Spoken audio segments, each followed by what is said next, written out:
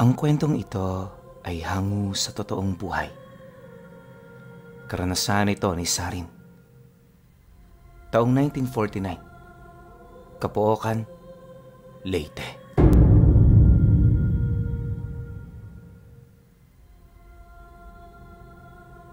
Matagal na panahon nang naglalakbay si Sarin sa iba't ibang lugar.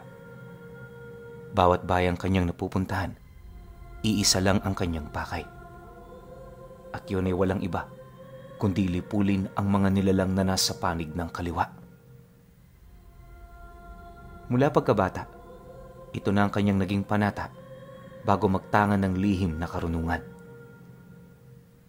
Nagbuno siya ng 40 taon ng buhay niya para malaman ang lihim ng mga aklat na ibinigay ng maestro niya.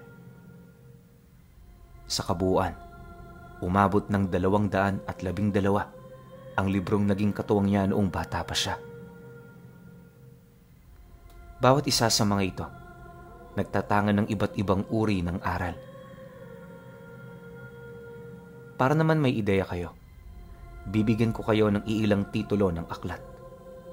Una, ang aklat ng panalangin, mga testamento ng 7 Arcangheles, Sancta del Arca at marami pang iba. Ganyan kalalalim ang pinag-aaralan niya noon. At awa naman ng Diyos, hindi naman siya nabaliw o napahamak. Nung magtapos siya sa kanyang pag-aaral, binawian na rin ng buhay ang kanyang maestro. Nasa kasagsagan ito ng unang pangdaigdigang digmaan, kaya marami noon ang naliligalig na mga nilalang. Ang maliit na baryo nila noon sa bayan ng Kapangan, halos gabi-gabing dinadayo ng mga ito. Noong una, hindi ito gaanong pinapansin ni Sarin. Ang kaso lang, nung mabiktima na ang kanyang mga kadugo, dito na siya nagsimulang kumilos. Sa galit niya, isinumpa niya sa kanyang sarili na hanggat nabubuhay siya, hindi siya magsasawang lipulin ang mga ito. Dahil sa panata, nang maubos na niya ang mga nilalang sa lugar nila, ito na rin ang naghudyat ng simula ng kanyang paglalakbay. Isipin ninyo kung gaano nakatagal si Sarin na pumapatay ng mga nilalang pagdating ng taong 1949. Sa pagtungtong niya sa lugar ng Leyte, sumalubong sa kanya ang kakaibang hangin na punong-puno ng salot. Unang lapag pa lamang ng bangka sa lugar, alam na niyang pugad ito ng mga nilalang na nasa panig ng kaliwa. Hindi naman niya ito gaanong ipinagtaka dahil ang Leyte noon talagang matunog sa pagkakaroon ng maraming nilalang kagaya ng mga aswang, barang at iba pa. Yun din ang naging rason niya kung bakit siya tumungo rito. Sa pabalik-balik niya kasi sa lupain ng Luzon, halos maubos na niya ang mga nilalang doon. Naging matunog na rin siya sa mga tao kaya naghanap siya ng paraan para mapadpad sa lugar kung saan walang nakakakilala sa kanya. Pagdating naman niya sa lugar ng Capoocan, may nakilala siya roong lalaki na ang pangalan ay Pasyo. Ama ng 3 bata itong si Pasyo at kagaya ng marami, mahirap din ito. Nagka-interes si Sarin sa taong yan dahil sa kakayahan nitong humigop ng salot na sumasabay sa mga hangin. Alam din niyang hindi alam ni Pasyo ang tungkol dito, kaya naging interesado siya sa mga susunod na mangyayari. Matapos naman nilang magkakilala, agad naman silang nagkasundo, buhat sa pagkakaroon nila ng parehong pag-uugali.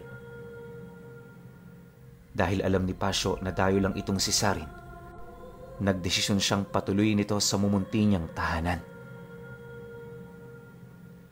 Magmula noon, habang hindi niya pa nagagawa ang kanyang misyon, magkasama nilang itinaguyod ang pamilya nito. Bawat araw na dumaraan, unti-unting namumulat si Sarin sa pamumuhay ng pamilya. Anya, kapag umaga, hanggang tanghali ang trabaho nila sa palayan. Kapag hapon naman, namumundok silang dalawa para manggapas ng mga kawayan. Sa loob ng 1 buwan, Ganon at ganon ang kanilang ginagawa hanggang sa kalaunay may napansin na siyang kakaiba. Isang hapon, habang tinatahak nila ang daan patungong bundok, napansin niyang parang nagmamadali itong si Pasyo. Di rin yun gaanong nagsasalita, kaya ang ginawa niya, hinabol niya ito para tanungin. Pasyo, may problema ka ba? Ilang araw na kitang napapansin ganyan Sabihin mo lang baka may maitulong ako. Nang marinig naman ni Pasyo ang sinabi nito, hindi naman ito umimik. Ni pagtingin sa kanya, hindi rin ito ginawa. Kaya sa halip na magsalita pa, pinili na lamang niyang sundan ito ng tahimik. Ilang minuto pa ang lumipas. Pagdating naman nila sa paanan ng bundok, may nakita siyang mga taong naghihintay sa lilim ng puno ng mangga. Unang tingin ni Sarin sa mga ito, alam niyang mga nilalang yon na nasa panig ng kaliwa. Dahil dito, bago pa man sila makalapit, pasimple niyang inilapat sa nadaanan nilang puno ang kabuuan ng kanyang presensya. Sa pamamagitan nito, hindi matutunugan ng mga nilalang kung sino ba talaga siya. Paglapit naman nila sa mga taong naroon, narinig naman niyang kinausap nito si Pasyo gamit ang salitang hindi niya maintindihan. Gayunpaman, base sa senyas ng mga kamay nito, parang may gusto itong ipagawa sa kanila. Kalaunan, nang hindi na niya maatim ang mga pag-uusap na hindi niya nauunawaan, pasimple siyang nagsambit ng 3 buhay na salita na magbibigay sa kanya ng pang-unawa. Sa isang iglap, maliwanag pa sa sikat ng araw, naintindihan na niya ang pag-uusap ng dalawa. Pasyo, sino ba yung kasama mo? Hindi ba kabilin-bili na namin sa'yo? Pumunta ka rito ng nag-iisa. Papaalalahanan lang kita, hindi magiging maganda ang iyong kalagayan kapag nagsalita yan sa baryo at kumalat ang tungkol sa ating mga ginagawa. Hindi naman huyan magsasalita. Kilala ko yung si Sarin. Mapagkakatiwala ang tao. Tsaka, maunawa naman niya kung ba't ko to ginagawa Sadyang ayoko lang ng lihim sa kaibigan ko. Kaya sana, pagbigyan niyo na ako rito.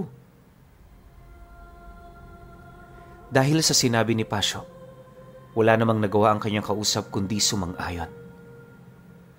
Maya-maya pa, hindi na rin sila nagtagal sa lugar. Bukod kasi sa papasapit na ang dapit hapon, medyo matagal din ang proseso sa kanilang mga gagawin. Pagkaraan pa ng kalahating oras, nadiskubre niya ang isang liblib na sityo ng mga aswang, ilang milya ang layo mula sa baryo.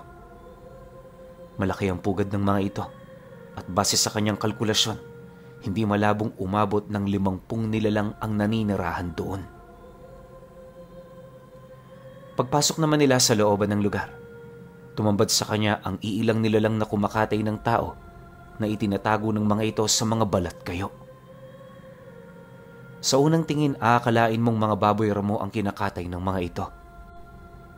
Pero kapag sinipat mo ito gamit ang iyong ikatlong mata, dito mo makikita ang isang nakakapangilabot na katotohanan. Matapos naman niya yung masilayan, pinili niyang maging mapagtimpi upang malaman ang katotohanan sa likod ng lihim ng kanyang kaibigan. Kalaunan, pagpasok naman nila sa antigong bahay, sumalubong ang isang matandang may presensya ng gabunan. Kung hindi nagkakamali itong si Sarin, nahahanay ang mga ito sa lahi ng mga anagas. Isa itong uri ng nilalang na ang kaanyuan ay may hahalin tulad mo sa wangis ng kambing.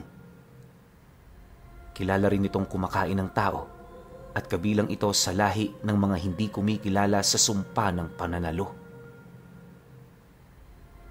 Ang ganoong pag-uugali ng mga anagas ang dahilan kung bakit karamihan sa mga albularyong nakakaalam ng tungkol sa ora nila ay kinikilala sila bilang mga salot.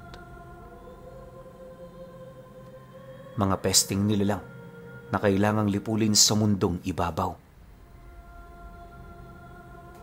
Sa puntong yon, kahit nang gigigil na si Sari na patayin ng gabunan, pinilit niyang maging mapagtimpi.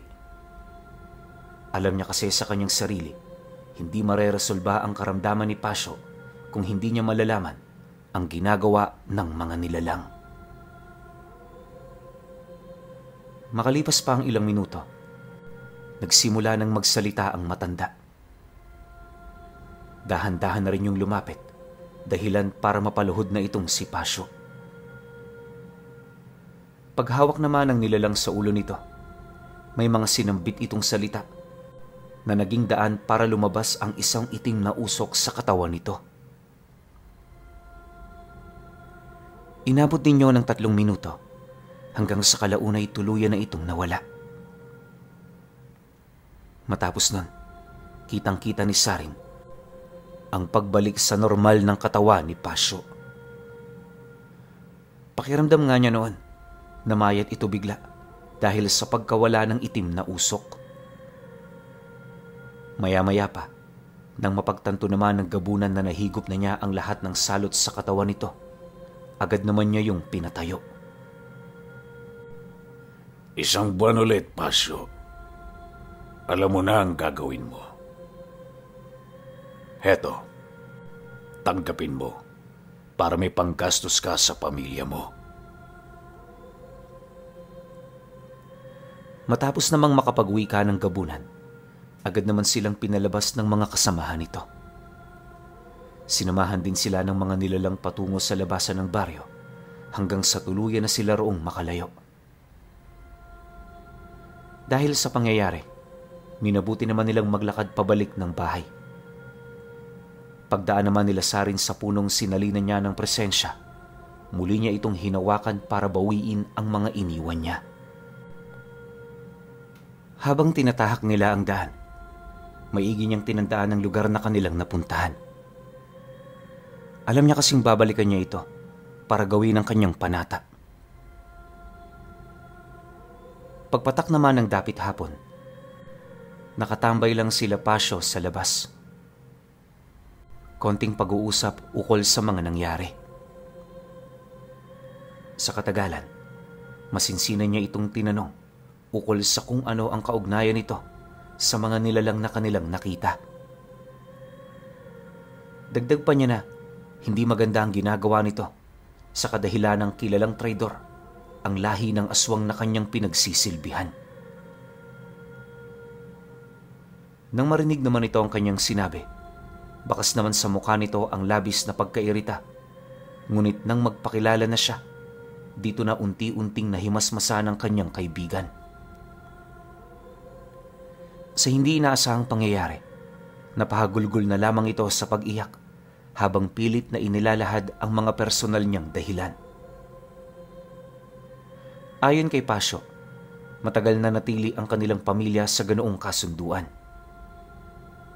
Bagaman mahirap ang pinapagawa ng mga anagas, wala na silang pagpipilian. Dagdag pa nito na, bukod sa doon sila kumukuha ng karagdagang pera, ito rin ang dahilan kung bakit nakakatulog sila ng mahimbing gabi-gabi. Nangako kasi sa kanila ang gabunan na hanggat meron silang silbi, wala sa kanilang makakagalaw. Pagtatapat pa ni Pasyo na isa lang naman ang ginagawa niya sa angkan nito, at yon ay walang iba kundi higupin ang mga salot na nililikha nito kapag nambibiktima sila sa baryo. Mahalaga ang tungkulin niya dahil sa pamamagitan nito, walang maghihinalang albularyo.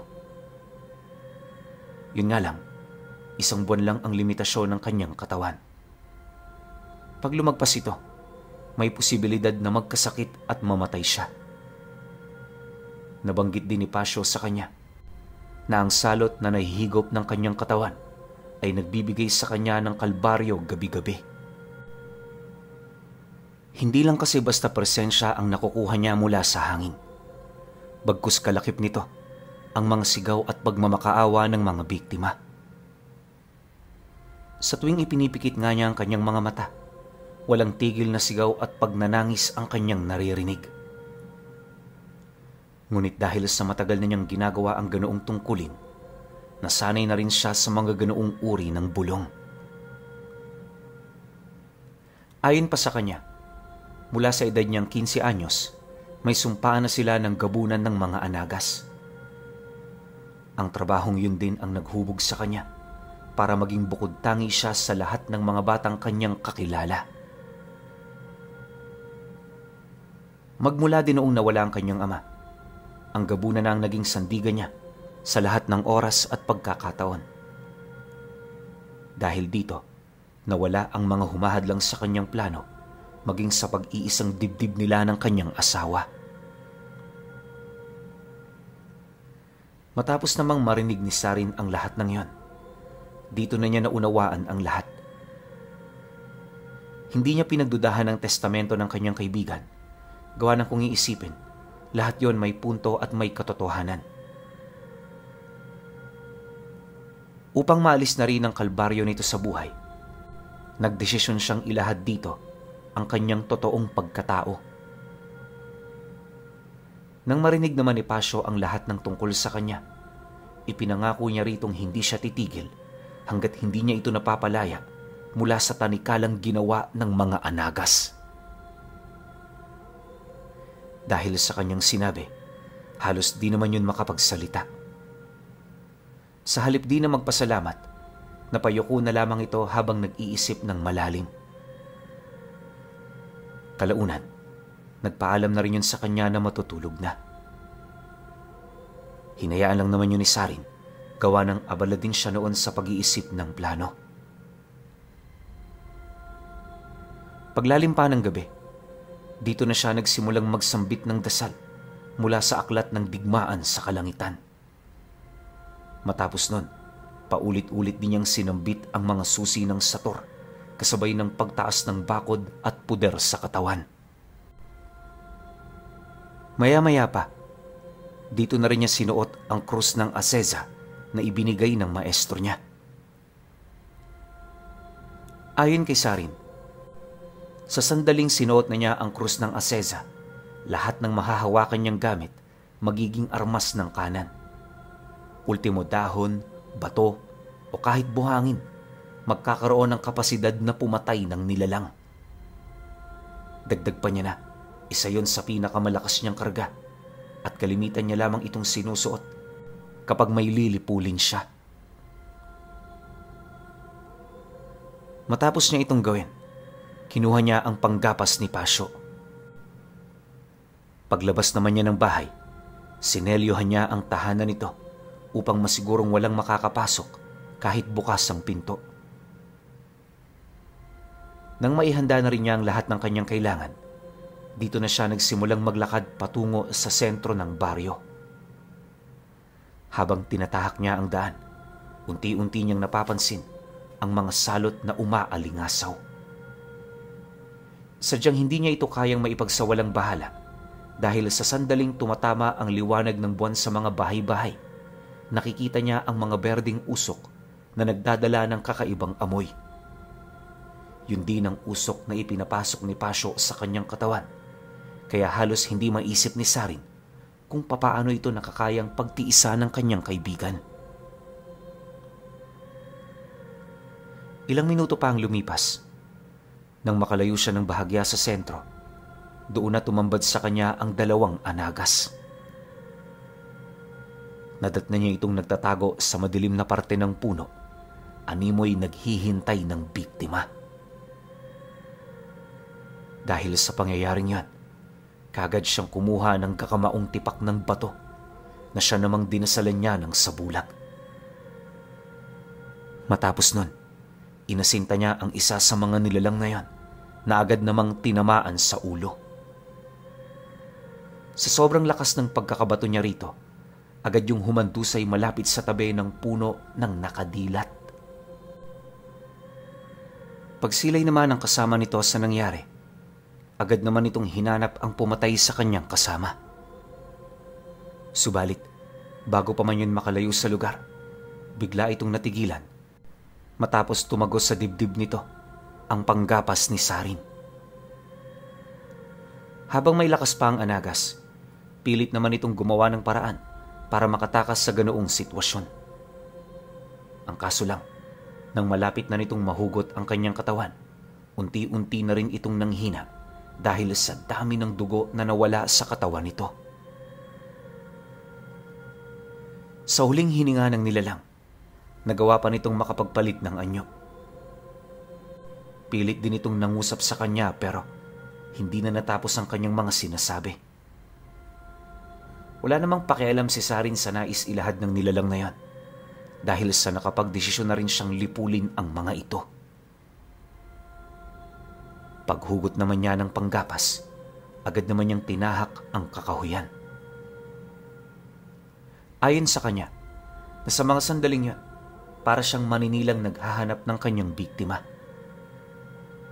Kalaunan, pagdating naman niya sa dulong parte ng baryo, dito tumambad sa kanya ang grupo ng mga anagas na nasa 6 ang bilang.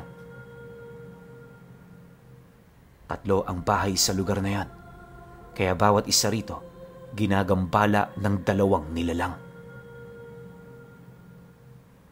Nang masipat naman ito ni Sarin, hindi siya nag-alangang lumapit.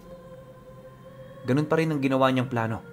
Ikinubli niya ang kanyang presensya para hindi siya mapansin ng mga ito. Nang ilang metro na lang din ang kanyang layo, bahagya siyang napatago sa isang maliit na puno dahil sa paglabas ng isang lalaki mula sa bahay na nasa gitnang parte. May hawak-hawak na talibong ang taong yon, habang walang patid itong sumisigaw.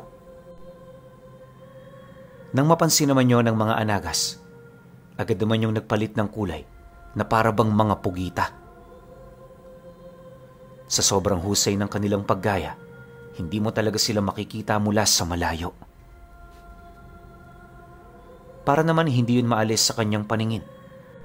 Tanging mga presensya nito ang kanyang pinagbantayan, ukol sa lugar kung saan yon naroon.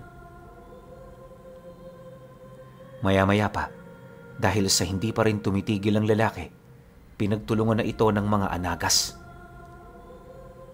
Pagsakmal ng isa, dali-dali niya itong kinaladkad papalayo ng bahay. Noong una, pilit pang lumalaban ng lalaki, pero pagdating nito sa may madilim na parte, bigla na lang itong tumahimik. Ang tanging narinig na lamang noon ni Sarin ay yung tunog na nagagawa ng mga nilalang habang nanginginain. Dahil dito, alam niyang patay na ang lalaki. Imbis din na iligtas pa ang buhay nito, ginamit niya ang pagkakataong yun para makalapit. Dumaan pa ang ilang minuto, muli niyang nasipat ang grupo na bumalik sa mga pakay nitong bahay. Yung tahanang binuksan ng lalaki, pinasok na rin ang isa sa mga anagas, kaya nung makita niya itong nasa loob na, hindi na siya nagdalawang isip na lumapit. Para naman hindi siya makilala, tinago niya ang kanyang mukha sa pamamagitan ng kanyang damit. Pagkatapos nito, agad naman niyang pinuntahan ang pinakamalapit na bahay. Pagsilay naman ng mga ito sa kanya, agad naman niyang umatungal kasabay ng mabilis nitong pagsugod. Nang masipat naman yun ni Sarin, dito na siya nagsimulang magsambit ng mga engkantasyon ng krus ni Azeza. Paulit-ulit niyang binigkas ang mga buhay na salita hanggang sa napansin na ng mga anagas ang tila bang pagbagal ng kanilang mga kilos. Akala nila namamalikmata lang sila, pero nang ilang metro na lamang ang layo nila kay Sarin, napagtanto nilang hindi lang pala sila ang maaapektuhan ng ganoong kalakas na karunungan. Ultimo ang mga dahon noong naputol, mahabang oras ang ginugol sa ere bago lumagpak sa lupa. Sa mga sandaling yun, tanging si Sarin lamang ang may kontrol ng lahat. Sa takot naman ng mga nilalang, pilit silang kumawala sa ganoong kalagayan, ngunit naging huli na ang lahat para sa kanila. Pagsilay naman nila sa hawak niyang panggapas, hindi na napigilan ng mga ito ang sumigaw, dala ng matinding takot. Subalit sa kabila nito, hindi nila nabago ang tadhana nilang mamatay sa mga kamay niya. Matapos namang paslangin ni Sarin ang 5, pinasok niya ang bahay kung saan niya nakita ang isa pa sa mga kasama nito. Pagdating naman niya sa may bandang sala, agad namang tumambad sa kanya ang nilalang na pilit sinusubukang makapasok sa isang silid na nakatrangka. Paglapit naman niya rito, agad niya itong kinaladkad papalabas at sa tabi ng bangkay ng mga kasamahan nito, pinugutan niya yon ng ulo. Nang mapagtanto naman niyang patay na ang 6, muli siyang nagsambit ng mga engkantasyon para gumawa ng uka sa bakuran ng bahay. Ayon kay Saring Pinuno, na sa ganoong antas ng karunungan, hindi mo nananaisin pang magtanga ng mutya. Lahat na halos magagawa mo, basta siguraduhin mo lang na malinis ang iyong puso at kalooban. Kailangan ding buo ang iyong pananampalataya sa mga buhay na salita. At sa ganoong estado, maging ang bundok man, kaya mong pausugin kung ito ay iyong nanaisin. Alam naman nating lahat, walang hanggang kapangyarihan ang pagsamba sa ating Panginoon. Pagkabaling naman niya sa 6, ito na rin ang naging hudyat para bumalik siya sa bahay ng kaibigan niya. Kinabukasan, pagputok ng bukang liwayway, naging balang karamihan dahil sa nadatnan nilang bangkay ng lalaki. Marami ang nakasilay sa bangkay na yon at bawat isa sa mga saksi, sinasabing biktima ng aswang ang lalaki.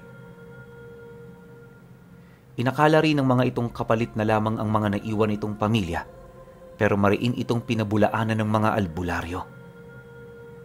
Siyempre, dahil sa respetado pa noon ng mga ganoong uri ng tao, walang nagduda sa mga bagay na kanilang sinabi.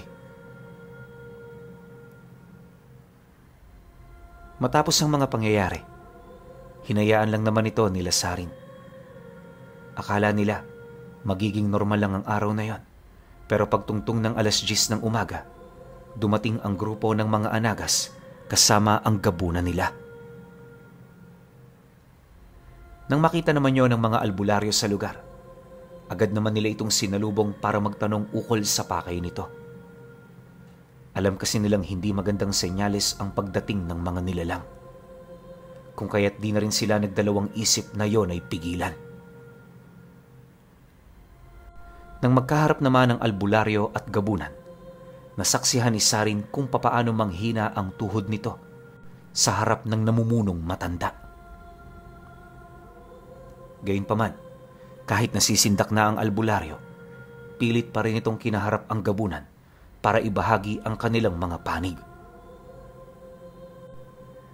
Kagabi, may inutusan akong pumunta rito. Lahat sila hindi na nakauwi. Kaya nais ko sanang itanong sa inyo kung may kinalaman ba kayo sa kanilang pagkawala. Huwag kayong magsisinungaling, sapagkat madali akong nakakabasa ng isip ng tao. Sa oras na malaman kong nagsisinungaling kayo, alam nyo na ang mangyayari. Kasabay ng pagwika ng matanda, ay ang dahan-dahan namang paglapat ng palad nito sa balikat ng albularyo. Nang masipat naman ito ni Sarin, dito niya napagtanto kung bakit karamihan ng mga taong may tangang karunungan sa baryo ay nasisindak sa lahi ng mga anagas. Sa puntong yan, mas lalo pang tumindi ang kanyang pagnanais na ipagtanggol ang mga tao roon. Dala naman ang takot ng karamihan, walang may naglakas loob na magsalita sa harap ng nilalang.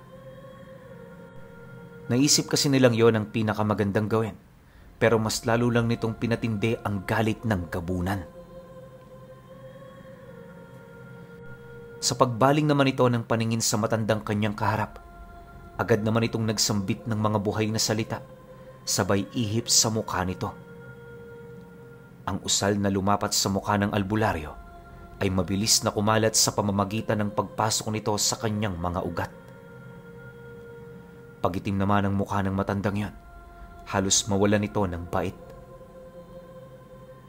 Pinilit nitong tanggalin ang usal na ipinasok sa kanyang katawan, pero masyado itong malakas.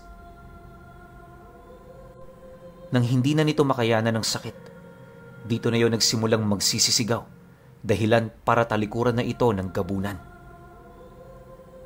Paglupasay naman ng albularyo sa lupa, agad naman yung tinulungan ng mga kasamahan nito. Dali-dali nila itong dinala sa pinakamalapit na bahay para gamutin. Si Sari naman noon, palihim lang na sumunod hanggang sa makita na niya na isinasara na ng mga albularyo ang pintuan ng bahay na pinasukan nila. Dahil dito, hindi naman siya nagdalawang isip na pigilan ito. Nang mapansin naman ng matanda ang kanyang ginawa, bigla naman siya nitong sinubukang tigalpuhin, subalit hindi yun umubra. Matapos naman niyang maipamalas ang kakayahan niya, napabuntong hininga lang naman ng matanda habang nakatitig sa kanya. Manoy, wag na ho kayong makialam. Humahanga ako dahil may tangan kang karunungan, pero hindi yan sapat. Pakiusap. Hayaan mo kaming matulungan ang aming kapatid. Kritikal ang kanyang kalagayan, kaya nangangailangan siya ng agarang lunas. Mas mapapabilis ang pagkamatay niyan kapag hindi niyo ako pinatulong. Hayaan niyo madugtungan ko ang kanyang buhay. Kailangan kayo rito, kaya hindi kayo pwedeng malagasan ng kasama. Nang marinig naman ng matanda ang sinabi niya, bakas naman sa mukha nito ang matinding pagkagulat. Kalaunan, napilitan na rin yung pagbuksan siya ng pinto para papasukin. Nang makita naman yun ni Sarin, agad naman siyang pumasok sa loob. Maya-maya pa, nang marating na niya ang kinaroroonan ng iba pa nitong mga kasama, dito niya nakita ang hindi kapani-paniwalang kalagayan ng matanda. Sa loob lamang na maikling panahon, lahat ng ugat sa katawan nito nangitim na ng husto. May iilan na rin ang pumuputok, kaya nagkakaroon na ito ng mga pagdurugo sa laman. Habol hininga na rin ng matanda at halos hindi na yon makausap. Dahil sa mga ganoong pangyayari, agad naman yung inabisuhan ng kasama nito na kumalma. Anya, hindi halamang gamot o anumang uri ng langis ang may kapangyarihang tumalo sa ganoong kalakas na engkantasyon. Dagdag pa niya na, para matalong espiritual na karunungan, kailangan ding gumamit ng espiritual na aral. Nang marinig naman ng albularyo ang kanyang sinabi, galit na galit naman yung napatitig sa kanya dahil ang buong akala ng mga ito, nagsasalita lamang siya buhat ng kanyang kamangmangan. Subalit, nang isuot na niya ang krus ng Azeza, dito na nagbago ang lahat. Ora mismo sumunod ang mga albularyo na para bang ibinigay na nito sa kanya ang buo nilang pagtitiwala. Nang mapansin naman ni Sarin ang ginawa ng mga ito, dali-dali naman siyang lumapit sa matanda habang nag-uusal. Makalipas pa ang ilang minuto, nang mailatag na niya ang lahat ng proteksyon at kalasag sa hangin, dito na niya direktang inihipan ng engkantasyon ng albularyong malapit ng mamatay. Maya-maya pa, nang mabuo na niya ang mga dasal, banayad niya yung inihip sa noo nito at sa isang iglap, lahat ng ugat nitong nangingitim na ay unti-unting bumalik sa normal. Pagkawala naman ng sumpa, bumagal na ang paghinga ng albularyo. Naimulat na rin ito ang kanyang mga mata at kahit papaano nakapagbigkas na yon ng mga salita. Kalahating oras pa ang lumipas, bumalik na rin ang lakas ng katawan nito. Pagtayo naman nun, taus-puso itong nagpasalamat sa kanya. Ngunit, nang marinig naman ni Sarin ang sinabi ng matanda, sa halip na tanggapin niya ang pagpapasalamat, pinili niyang humingi ng dispensa. Bagaman alam niyang ikakagalit ito ng mga albularyo, matapang niyang inilahad ang katotohanan. Nang marinig naman ito ang kanyang sinabi, hindi naman ito maiwasang magtanong ukol sa kanyang dahilan kung bakit niya nagawa ang bagay na yon. Pagkarinig naman ni Sarin sa tanong ng albularyo, mariin naman niyang inilahad ang tungkol sa kanyang panata. Dagdag pa niya na kahit maraming magalit sa mga kapatid niya sa paniniwala, hindi siya nito mapipigilan. Habang buhay niyang ipagpapatuloy ang kanyang panata hanggang sa siya ay mawala sa mundo. Matapos naman niya itong mailahad, bakas sa mukha ng mga albularyo ang matinding pagkagulat. Di naman niya nagsasalita sa mga oras na yon. Alam niyang may mga pagtutol ito sa kanyang mga desisyon at plano. Mawalang galang na Sarin. Hindi naman sa pinapakialaman namin ang buhay mo.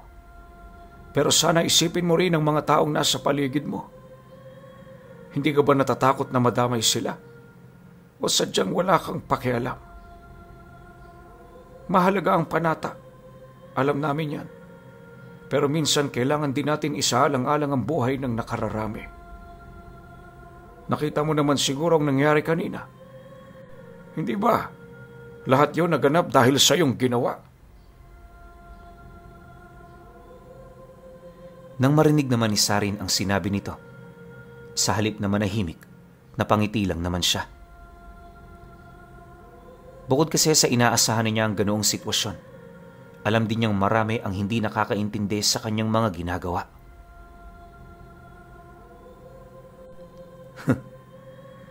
Kapayapaan at matahimik na buhay ang hangad ninyo. Kaya kayo nakikipagmabutihan sa mga demonyo? Tingnan niyo ang ginagawa ng mga anagas. Hindi na natatakot sa tao. Akala nila lahat kayo rito mga uto-uto at pagkain. Pumunta ako rito para baguhin yan. At ni isa sa inyo, hindi ko pa hihintulutang pigilan ako. Kasabay ng kanyang pagwika ay ang paglabas naman niya ng bahay. Pagsilay naman niya sa mga taong nag-uusap-usap, agad naman niyang hinanap ang kanyang kaibigan, sabay uwi sa tirahan nito. Pagsapit naman ng gabi, habang naghahanda ng mga gamit itong si Sarin, bahagya naman siyang naantala dahil sa mga pagkatok na kanyang narinig. Pagramdam niya sa mga taong nasa labas, narinig niya ang boses ng 3 albularyong nag-uusap-usap. Sa mga sandaling yon napangiti na lamang siya, gawa ng alam niya sa kanyang sarili na naunawaan na siya ng mga ito. Pagbukas naman niya ng pinto, dali-dali namang pumasok ang 3 na nakasuot ng mga talukbong. Matapos nun, hinayaan niya muna yung makapagpahinga bago niya kinausap. Maya-maya pa, pagtahimik naman ng 3, dito na yun nagsimulang mangusap ukol sa mga bagay na kinakailangan niyang malaman tungkol sa mga anagas. Ayon sa matandang muntik ng mapatay ng gabunan, may mga dahilan sila kung bakit nila hindi ginagalaw ang grupo.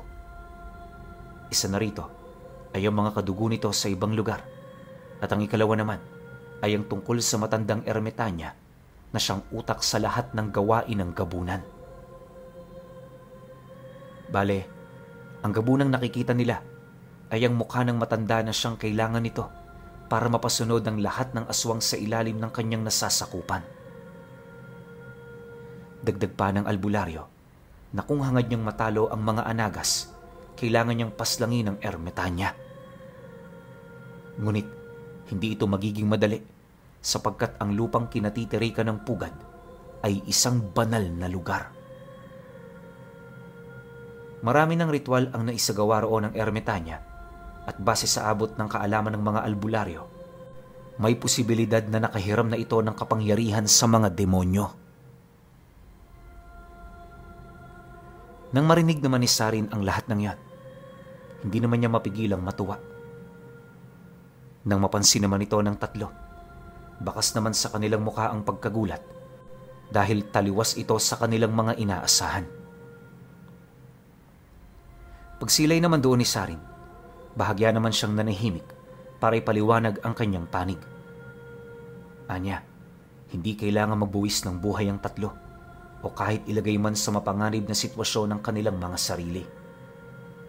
Ang kinakailangan nilang gawin, gabayan lang si Sarin ukol sa mga nilalang na maaari niya roong makalaban. Dagdag pa niya na, yun lang ang kailangan niya para mas maaga niyang matapos ang misyon. Dahil sa kanyang sinabi, nagdulot naman ito ng pangamba para sa hanay ng mga albularyo. Halos hindi kasi nila maisip kung papaano siya makakapagsagawa ng plano sa ganun karaming mga kalaban. Gayunpaman, sa kabila ng kanilang mga pagdududa, napilitan pa rin naman silang maniwala. Ang pinagbasehan nila para ilagay kay Sarin ang kanilang tiwala ay ang mga karunungang tanga nito. Alam kasi ng mga albularyong yon, hindi biro ang pagdadala ng mga ganoong kalalakas na libro. Kahit nga dalihin lang yon at hindi basahin, magdudulot pa rin ito ng panganib para sa mga taong may mahihinang espiritu. Dahil sa kanyang mga ipinakita, hindi niya maipagkakailang nakuha na niya ang respeto ng tatlo. Ilang minuto pa ang lumipas, muli na naman silang napatahimik dahil sa mga naramdaman nilang nilalang na lumapag sa bakuran ng bahay. Pagsilip naman ni Sarin sa labas, dito niya nakita ang 5 anagas na dahan-dahang lumalapit. Walang sabi-sabi, kinuha niya ang panggapas, sabay utos sa mga albularyo na manatili lang sa loob. Dagdag pa niya na, pwede silang magmasid kung nais nilang masaksihan ang iilan sa kanyang mga kakayahan. Matapos naman niyang makapagsalita, iniwasan na niyang magsayang ng oras. Pagsuot niya ng krus ng Azeza, agad naman niyang binuksan ang pinto, dala-dala ang patalim ng kaibigan niya. Nang masipat naman siya ng mga anagas, buong puwersa naman yung sumugod hanggang sa magpang-abot na sila. Sa kanilang pagbubuno, may mga napansing lumilipad na nilalang sa langit itong si Sarin. Hindi niya mawari kung anong lahi ang mga ito, pero nasisiguro niya, malayo yon sa mga kalaban niya. Alam niya kasi ng mga anagas ay pawang mga nilalang na walang kapasidad na lumipad. Sa pagpapatuloy naman ng kanilang paglalaban, nagawa na niyang mapaslang ang 2 sa mga ito. Nasa ilalim na rin ng kanyang tigalpo ang 2 pa nitong kasama hanggang sa mahuli na rin niya ang huling miyembro ng grupo. Pagkapos naman ng kanyang bisig sa leeg nito, agad naman niyang binitawan ang kanyang panggapas upang ibigti yun gamit ang kanyang braso. Habang ginagawa niya ang bagay na yan, paulit-ulit niya itong tinatanong sa kung sino ang totoo nitong Panginoon. Nangako rin siyang bubuhayin ng nilalang kung sakali mang magdesisyon itong sila ay tulungan. Ngunit sa kasamaang palad, hindi ito sumunod sa kanyang gusto. Sa halip di na magmakaawa, paulit-ulit lang siya nitong pinagmumumura, dahilan para mapilitan na rin siyang balian yon ng leeg. Sa galit din ni Sarin noon, pinagtatataga niya pa ito sa ulo hanggang sa mabiyak ang bungo nito. Matapos nun, nilapitan niya ang 2 natigalpo at walang habas niya itong pinag-uundayan ng saksak sa dibdib. Nang malipol na niya ang lahat, maigi niyang pinagmasdan ng buong paligid. Ang mga nilalang kasing nasa kalangitan, patuloy niya pa ring nararamdaman na umaaligid. Hindi niya mawari kung ano ang mga ito, pero base sa kumpas ng pakpak, parang malalaking kabog o banog ang mga nilalang na yon. Dala ng kanyang kuryosidad, makailang ulit niyang sinubukang sipati ng mga ito, pero wala siyang nakita. Maya-maya pa, laking gulat na lamang ni Sarin nang bigla siyang dagitin ng isa sa mga ito. Sa sobrang bilis ng paglipad ng nilalang, segundo lang ang pagitan, nalagpasan na niya ang pinakamataas na puno sa lugar na yon. Nang mapansin naman ito ni Sarin, imbis na patayin niya ang nilalang, minabuti na lamang niyang magpadagit. Naisip niya kasing kahit mapatay niya ito, magdudulot naman ng matinding pinsala sa kanya kung mahuhulog siya sa ganoong kataas na pwesto. Ilang minuto pa ang lumipas, dito niya na naramdaman ang pagbao ng kuko nito. Napansin din niyang malayo na siya sa baryo at kalaunay na sipat na rin niya ang wangis ng nilalang na dumagit sa kanya. Anya, malayo yon sa kahit na anong hayop na may kakayahang lumipad. Hindi rin mga pakpak ang gamit nito. Bagkus meron itong parang layag sa likod na siyang nagbibigay ng kakayahan na makasabay ito sa ihip ng hangin. Katakot-takot din ang mukha ng nilalang dahil sa mga wangis ng tao na nakadikit dito. Marami ring mga insektong namumuhay sa katawan nito na pilit pinapasok ang kanyang bakod at puder sa katawan. Subalit, imbis na magtagumpay ito, kamatayan lamang ang nagiging bunga ng kapangasan nila. Maya-maya pa, narating na nga nila ang isang bundok, ilang milya ang layo sa Kapuokan. Sa estado ng lugar, alam niyang wala roong nanananahang tao, kaya labis niyang ipinagtaka kung bakit dito siya dinala. Pagbaba naman ng nilalang sa lupa, bigla naman siya nitong binitawan sa masukal na gubat. Dahil sa pangyayari, nagtamo siya ng iilang mga saksak sa katawan, buhat sa matatalas na sanga na kanyang tinamaan. Hindi naglaon. Nang makatayo na siya, maigi niyang pinagmasdan ng buong paligid. Sa kanyang pagmamasid, wala naman siyang ibang napansin maliban sa mga balbal na nakatingin mula sa malayo. May mga itim na tikbalang din siyang nakita kasama ang mga anggitay ng kaliwa. Dahil sa mga nasilayan niya, napagtanto niyang ang lugar na kanyang napadparan ay pugad ng mga nilalang. Dumaan pa ang ilang segundo, matapang na rin niyang tinahak ang daan sa kabila ng mga kalansay na kanyang naaapakan. Habang tumatagal ang pananatili doon ni Sarin, mas lalong dumarami ang mga pagpaparamdam na kanyang nararanasan. Maliban sa mga bulong na nagmumula sa lahat ng direksyon, marami rin siyang mga tinig na naririnig na halos kaboses na ng mga lalaking kaedad lang din niya. Yung ilan sa mga ito, kung hindi umiiyak, humihingi ng tulong.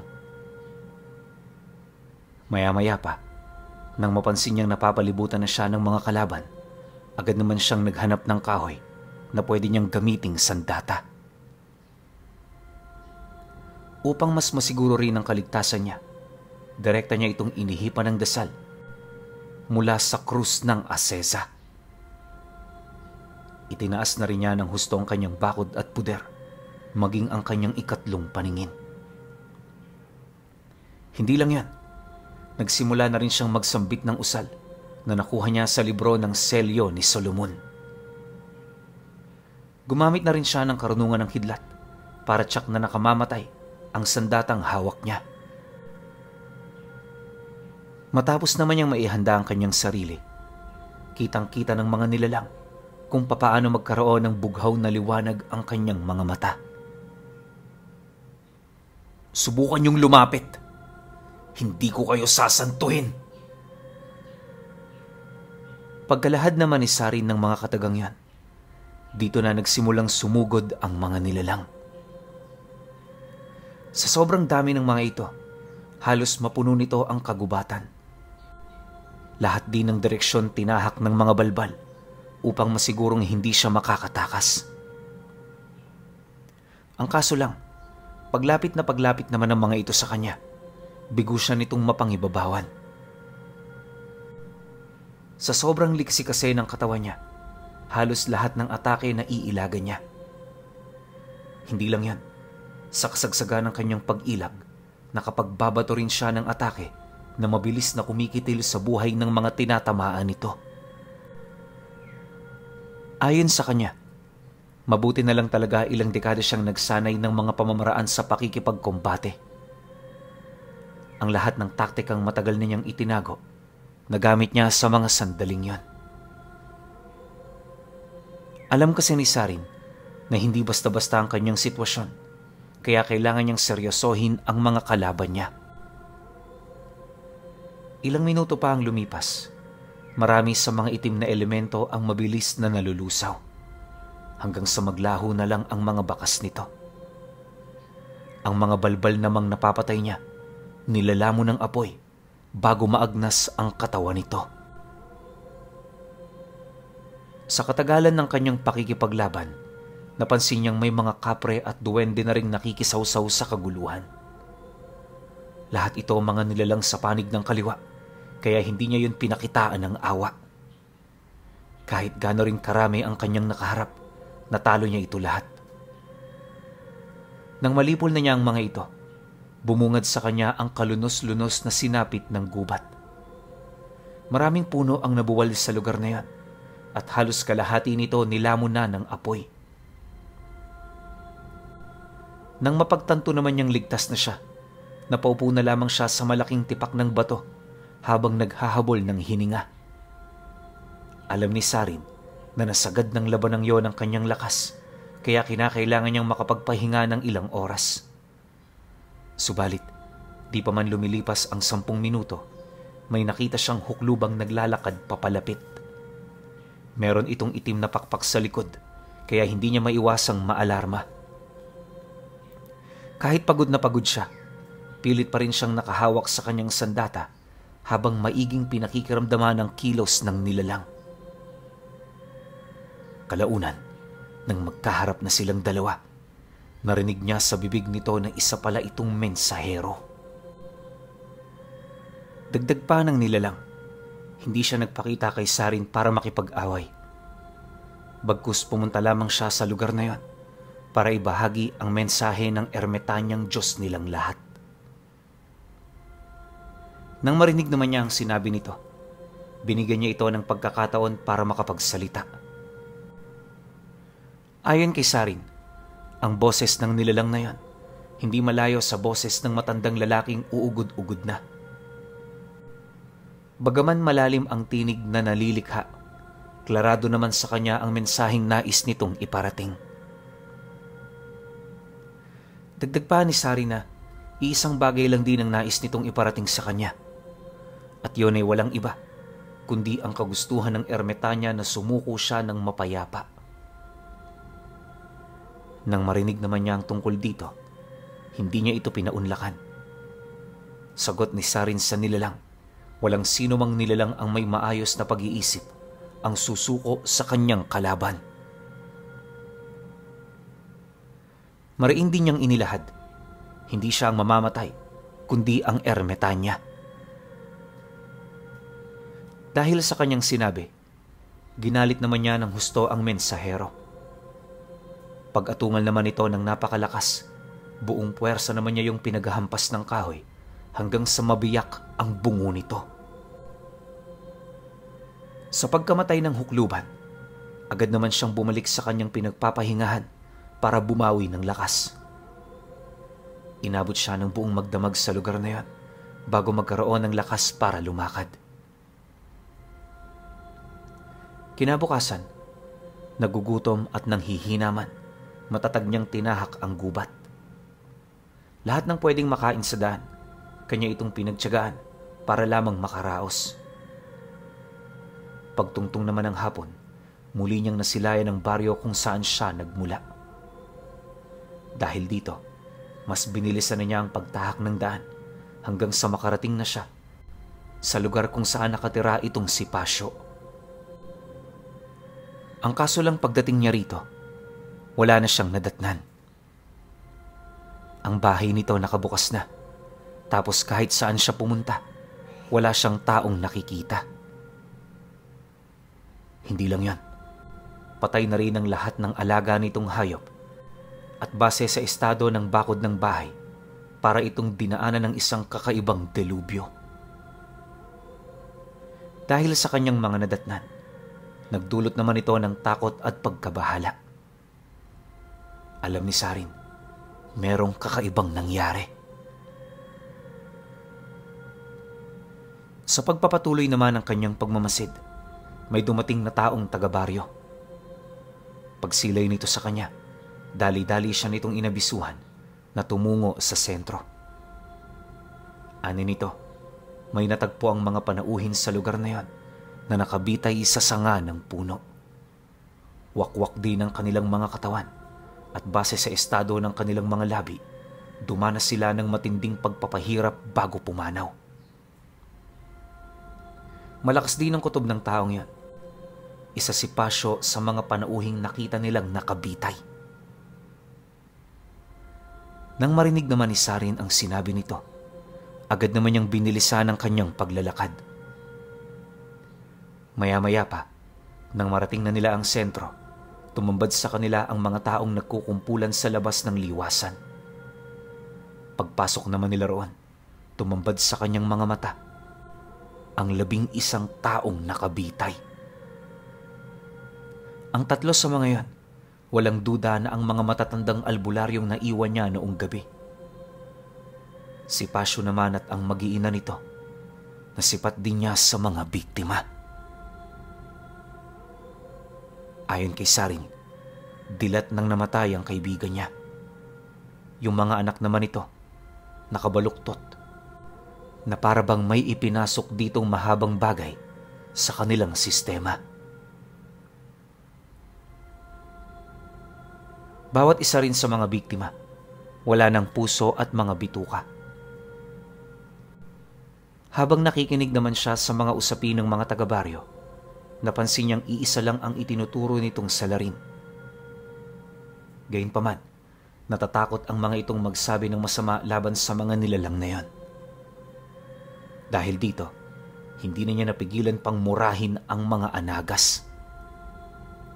Paulit-ulit niyang isinumpa ang mga nilalang na yon hanggang sa mapilitan na ang mga taong kasama niya na patahimikin siya. Nababaliw ka na ba? May mga tagapagmasid dyan dito. Ano na lang ang mangyayari sa atin kapag nakarating sa kanila ang mga pinagsasasabi mo? Hindi lang ikaw ang madadamay, kaya magdahan-dahan ka. Nang marinig naman ni Sarin ang tungkol dito, agad naman niya itong tinitigan ng may halong paninindak.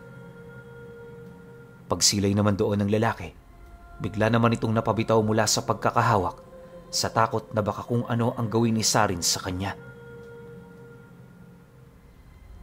Pagdistansya naman ito ng bahagya, hindi na rin yung nagsayang ng oras para maglakad papalabas ng liwasan. Ganon din ang ginawa ng mga kasamahan nito, sa takot na baka madamay pa sila sa galit ng mga nilalang na nakatira sa likod ng bundok.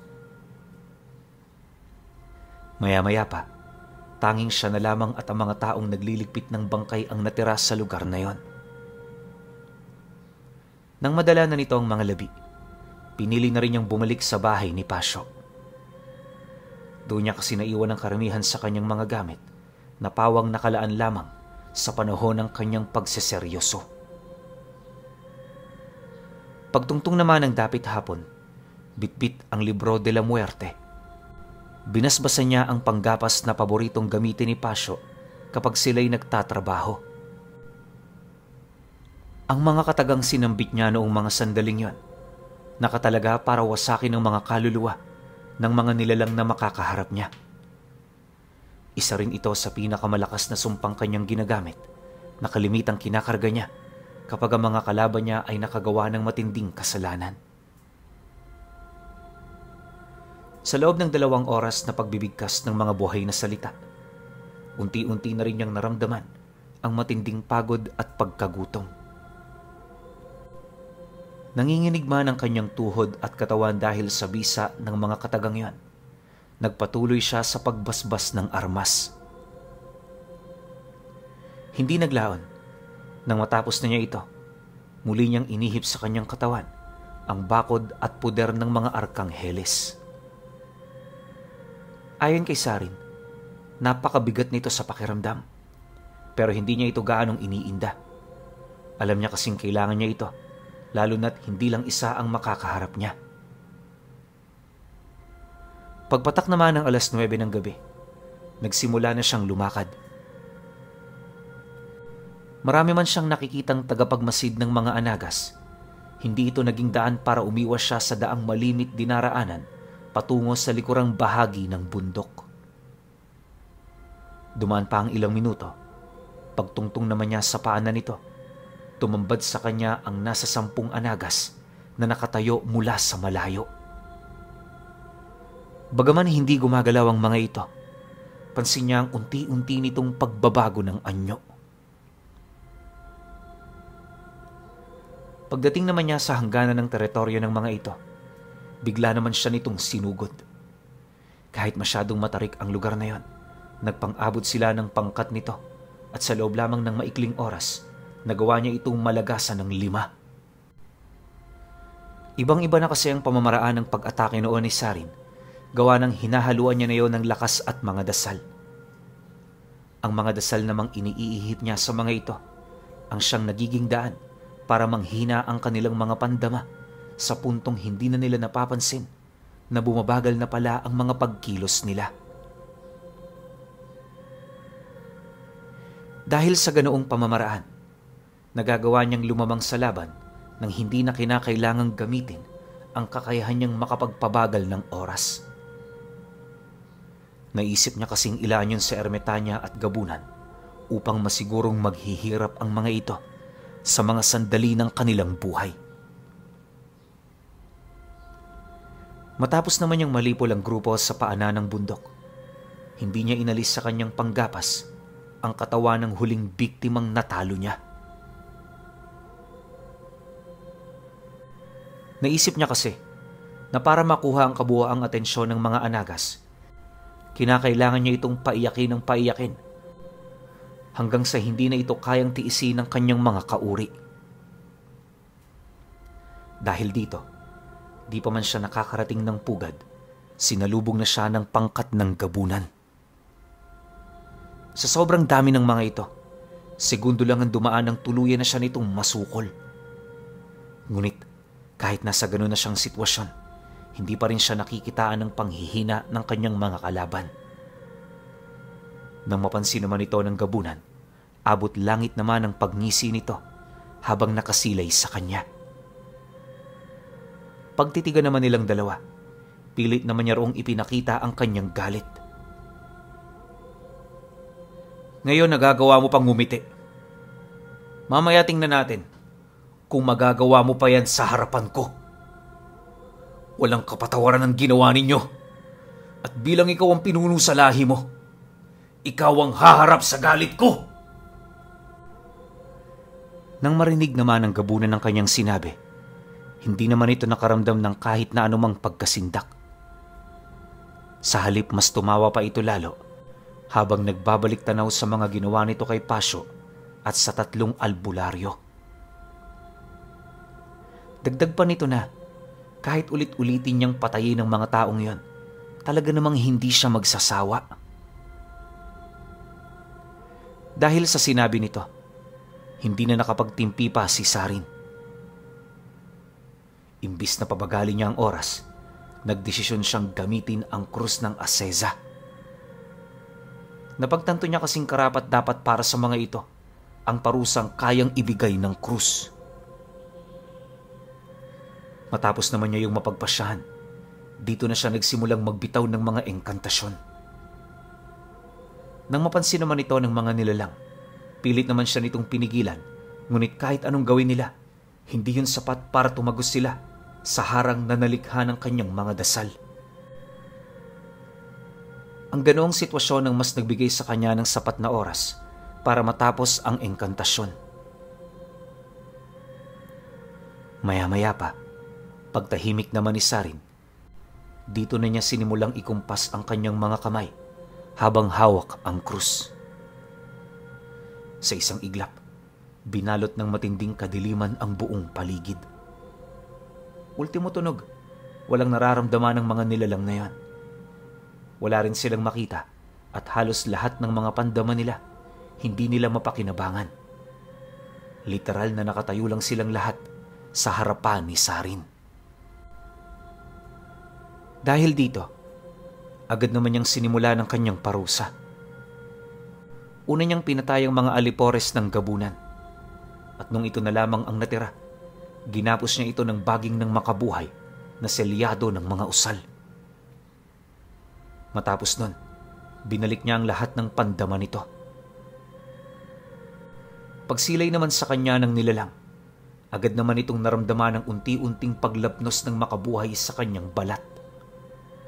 Sa bawat kilos niya, nagdudulot ito ng matinding hapdi na halos sumagad sa kaibuturan ng kanyang katawan. Hindi lang yun, hinang-hina na rin ng nilalang na parabang wala na itong lakas para pumalag pa. Dahil sa mga ganoong kaganapan, unti-unti na nitong napagtanto na wala na siyang laban.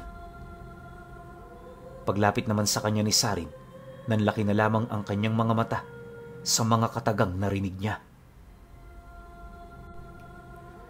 Ngayon, tatanungin kita, magagawa mo pa kayang ngumiti? Hindi na. Pakiusap. Buhayin mo ako. Ayoko pang mamatay.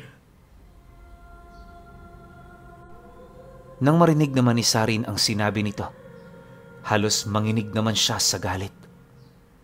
Gustong-gusto niyang gawin sa nilalang na yon ang nangyari sa kanyang kaibigan, pero may kung anong pumipigil sa kanya. Kalaunan na pagtanto niya, ang krus ng Azeza ang kumakalabit sa kanyang balikat. Para kasi magamit ng husto ang kakayahan nito, kinakailangang walang nararamdamang hangarin ng paghihigante ang taong nagmamay-ari rito.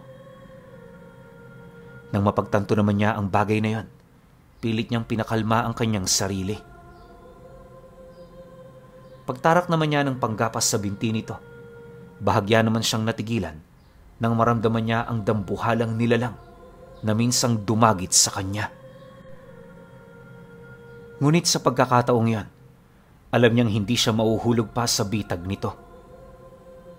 Pagbulusok naman ng nilalang, hindi nito napansin na nakapasok pala siya sa dome ng kapangyarihan ng krus. Ang ganoong kaganapan ng naging daan para sa pilitan nitong maipabalik sa totoo nitong anyo. Pagbagsak naman ito sa lupa, dito tumambad sa kanya ang babaeng hukluban na may mga tanikala sa braso at binti. Hubot-hubad din ito at sa estado nito parang matagal na yun sa ganoong anyo. Pagsilay naman ni Sarin sa nilalang, di siya nag-alangang tigalpuhin ito gamit ang susi ng sator. Paulit-ulit niya itong ginawa hanggang sa kalaunay manghina ang ermita niya.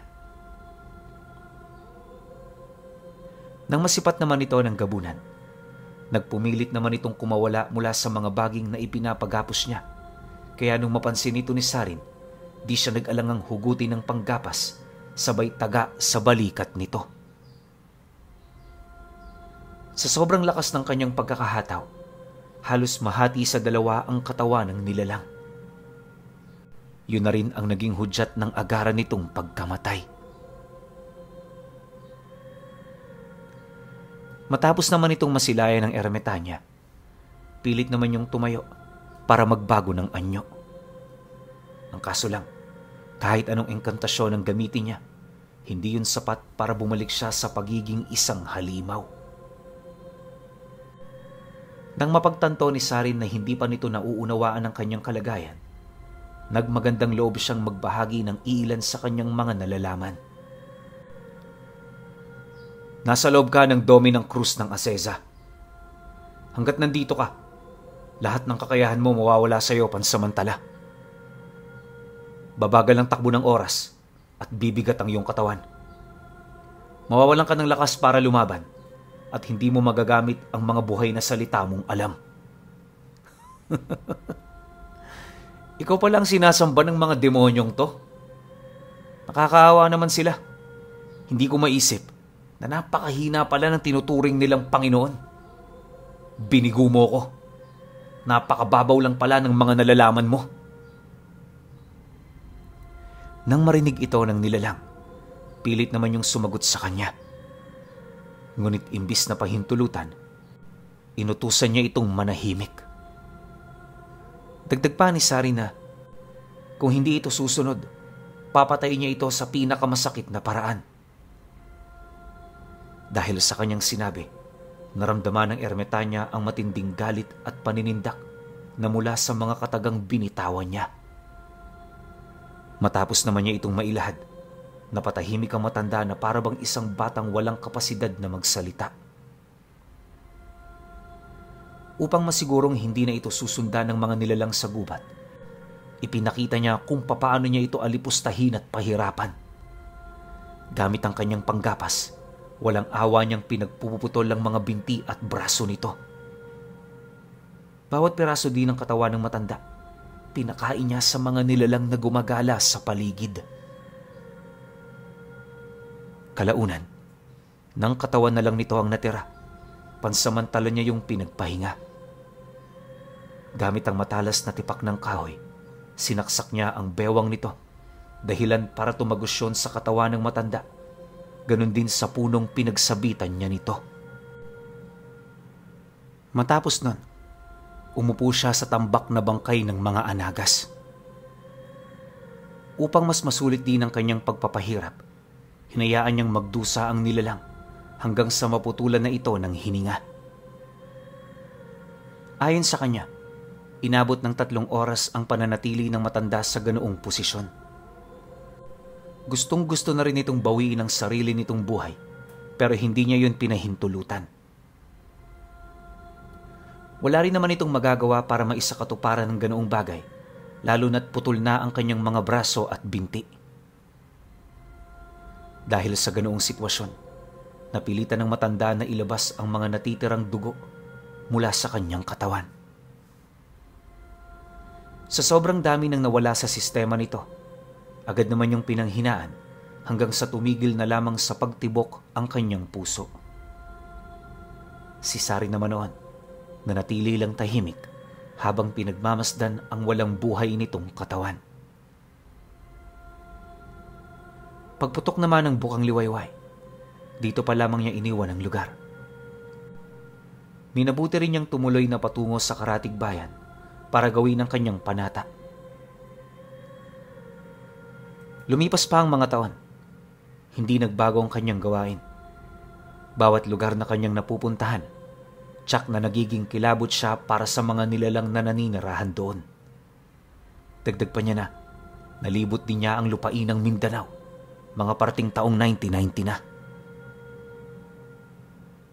Kahit kokonti na lamang ang kanyang naabutan, may mga napatay pa rin siya kahit papaano. Marami rin siyang mga nakilalang malalakas na albularyo na naging katuwang niya sa pagtupad ng kanyang panata. Ngayong ubod na ng tanda itong si Sarin, nakakapagtakang nakakapaglakad pa rin siya ng malayo. Nakakagapas pa rin siya ng palay, pero hindi na yun masyadong malawak. Anya, ang nagbibigay sa kanya ng lakas na yon ay walang iba, kundi ang kanyang Cruz Ozigso ng Acesa.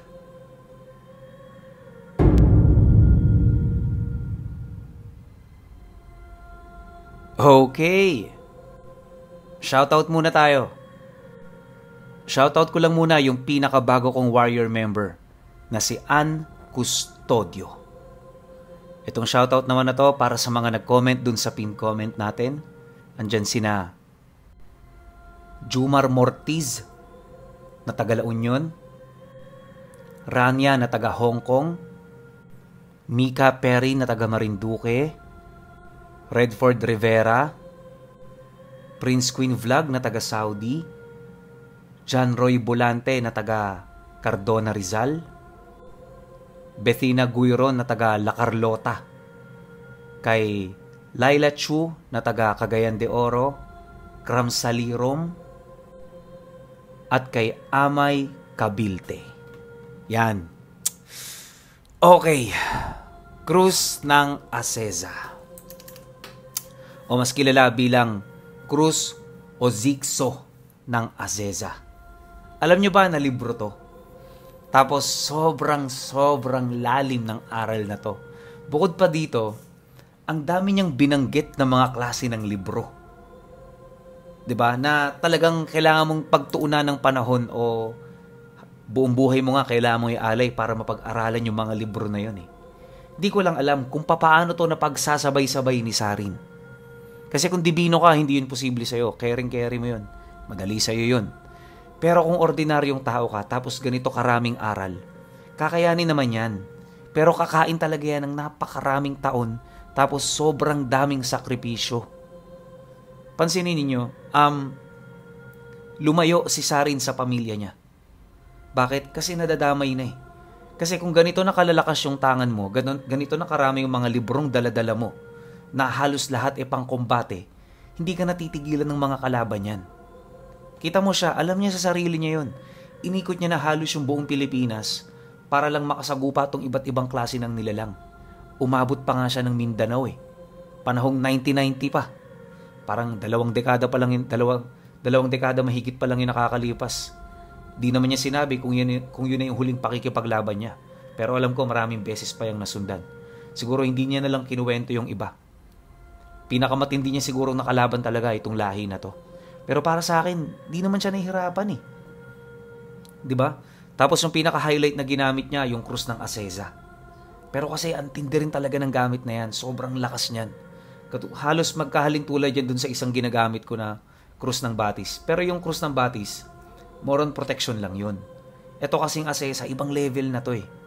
Kumbaga, paano ba? Mga ilang level, papunta na kay Metatron to eh. Ganun nakalakas to eh. So, nung narinig ko to, nakita ko sa title, nasabi ko, aba, maraming alam tong tao na to ah. Di nga ako nagkamali.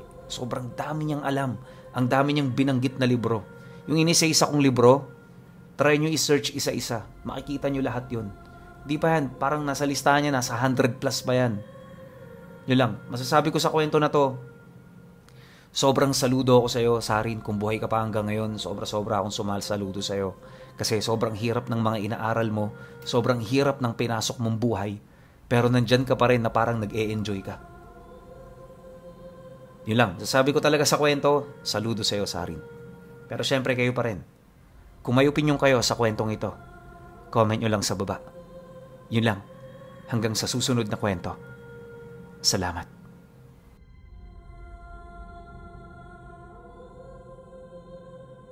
Gandang umaga, gabi, o kung nasan man kayo. Meron tayong iaalok sa inyo na bago. Alam nyo, kung meron na kayo nito, Gumamela Celis, 10 Elements, tapos yung mga dignum natin na medalyon, San Benito. Sobrang gandang i-partner nito, lalo na kapag magdadasal kayo. Ano ba to? Ito yung tinatawag namin bago ngayon na insenso ni Pinuno. Ito yung packaging niya. Siya. At ito yung pinaka mismong insenso. Yan. Tapos kung mapapansin ninyo, dyan sa YouTube channel ko, sa Ang Pinuno, meron shorts dyan na tungkol dun sa kamay ni Jesus, dun sa Bicol. Dito ko kinuha yung concept nun. Nakalagay siya rito sa golden pouch natin. Ito siya. Yan ang ganda. Yan o, diba? Kuwang-kuha niya. Yung nasa kuweba, nung napasukan namin. Yung kuweba na yun, yung kamay ni Jesus doon, tuwing mahal na araw, kinukwento nung tour guide namin na maraming albularyong pumupunta ron para magpabendisyon ng mga karga nila o kumuha ng mutya. Doon ko nakuha yung concept na yan, di ba? Ang ganda.